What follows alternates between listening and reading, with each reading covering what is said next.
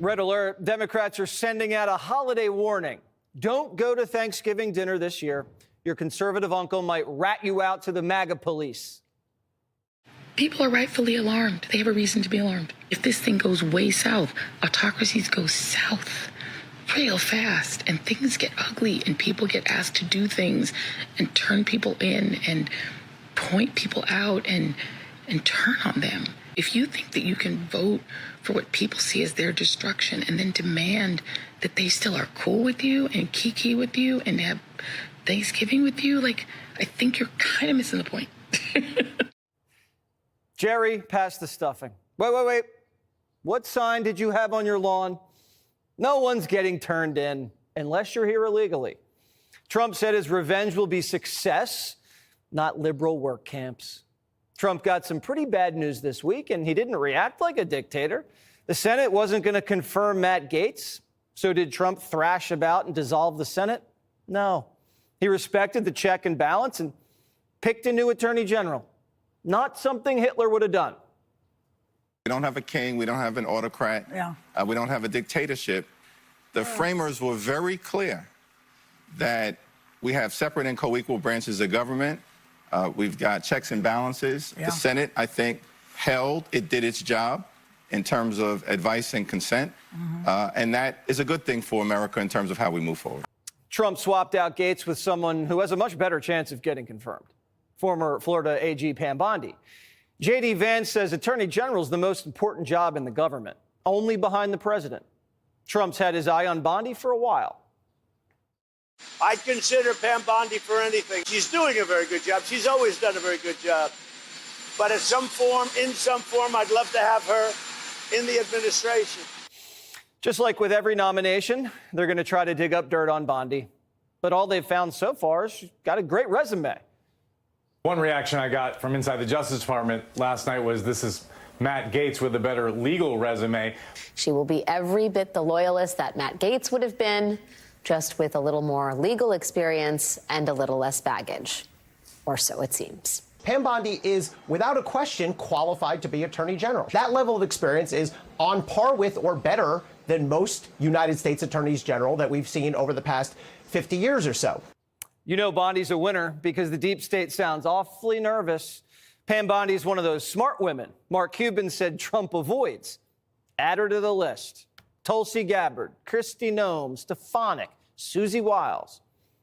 Cuban's eating his words. I have a message for Mark Cuban from all of us here tonight. Underestimate us. This is going to be fun. They underestimated MAGA. Now it's time for a little fun. The legal cases against Trump are withering away. The sentencing for the porn star shakedown's been indefinitely delayed. And the Fani Willis trial's on its last legs. So the lawfare's on ice, and the Attorney General confirmation's looking smooth. Now Trump can focus on the rest of his administration. President Trump just filled a position very close to his heart, Treasury. Billionaire hedge fund manager Scott Bessent got the nod. Bessent's openly gay. I guess the gays aren't going to Gitmo. Next, Trump's going to shake up the FBI and the Secret Service. Former Secret Service agent Dan Bongino's being considered for director. Bongino's been very critical of the agency's top brass after Trump was almost assassinated twice over the summer. If Bongino gets in there, I guarantee you he's going to put an end to the cover-up, and we'll finally find out what really happened in Butler and West Palm. And former Congressman Mike Rogers' name was being tossed around for FBI director. Not sure why. And then this happened. Mike Rogers is a totally reasonable, logical selection for FBI director. If in fact that's the decision President-elect Trump makes. Andrew McCabe endorsing Rogers, that's the kiss of death. Not long after that, Dan Scavino said this, just spoke to President Trump regarding Mike Rogers going to the FBI. It's not happening. In his own words, I have never even given it a thought. Not happening. FBI director is a position Trump's thinking a lot about. He needs to get this one right. This is the same agency that wiretapped his campaign, cooked up the Russia hoax, covered up the laptop, and raided his house. Its current director, Wray, said he wasn't sure if Trump actually got shot in Butler. Wray still has time left on his term, but he's either got to resign or make Trump fire him. It's his choice. The Washington Post is reporting that Trump's going to fire Jack Smith's entire team. They'll resign, too, if they had any dignity. We need the FBI and the DOJ to stop criminals and terrorists, not go through the First Lady's underwear drawer. It'd also be nice to tighten up some of the agency's spending. You ready? A whistleblower says the FBI blew your money on stupid little office activities like a painting class where agents could get to know colleagues and unleash their creativity. Oh, and they also did office yoga. Not sure why they just can't stretch on their free time. And there was lunch and coloring. They described it as a fun series of coloring sessions during lunch that you will get to see your colleagues' artistic sides. Elon, we found some government waste there. Trump's FBI director is going to have their work cut out for him. And so is every other person Trump picks.